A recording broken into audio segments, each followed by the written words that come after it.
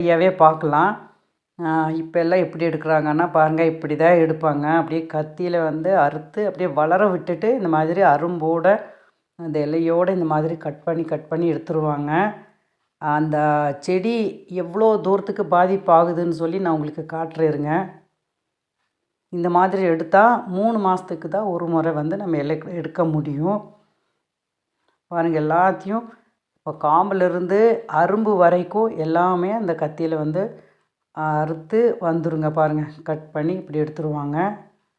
ஏன்னா, இப்போ வந்து ஆட்கள் வந்து பற்றாக்குறையானதுனால இந்த மாதிரி பண்ணுறாங்க. வளர விட்டுட்டு 3 மாதத்துக்கு ஒரு தடவை இந்த மாதிரி எடுக்குறாங்க. அப்போ வந்து இந்த செடி வந்து எவ்வளோ பாதிப்பாகுதுன்னு பாருங்க.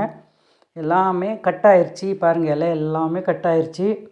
இது வந்து வளர்ந்து வந்து இது வந்து நல்லா காஞ்சு அது வந்து உதிர்ந்ததுக்கு அப்புறம் தான் அடுத்த அரும்பே அங்கேருந்து வருங்க. பாருங்க இதெல்லாம் கட் ஆயிருச்சு. அப்போ அந்த இலையும் வேஸ்ட்டுங்க.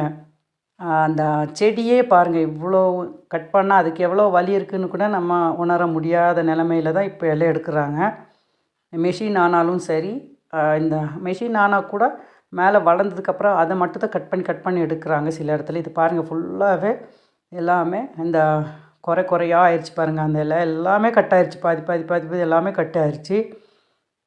பாருங்கள் நடுவில் எல்லாமே கட் ஆயிருச்சு. அப்போ வந்து நமக்கும் வேஸ்ட்டுங்க. அந்த செடிக்கும் வேஸ்ட்டு. அங்கேருந்து இப்போ கொழுந்தே இல்லை இந்த இந்த செடியில். எப்படிங்க பாருங்கள் இந்த மாதிரி தான் ஆயிரும்.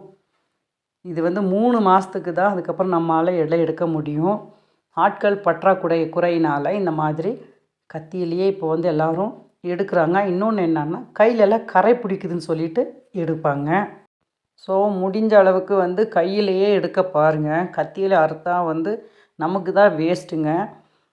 அதனால் நீங்கள் வந்து முடிஞ்ச அளவுக்கு ஆட்கள் வந்து நம்ம கையில் எடுத்தால் நமக்கு நல்லா லாபந்தாங்க, நஷ்டமே கிடையாது. அதனால் முடிஞ்ச அளவுக்கு கையிலே எடுக்க பாருங்கள்.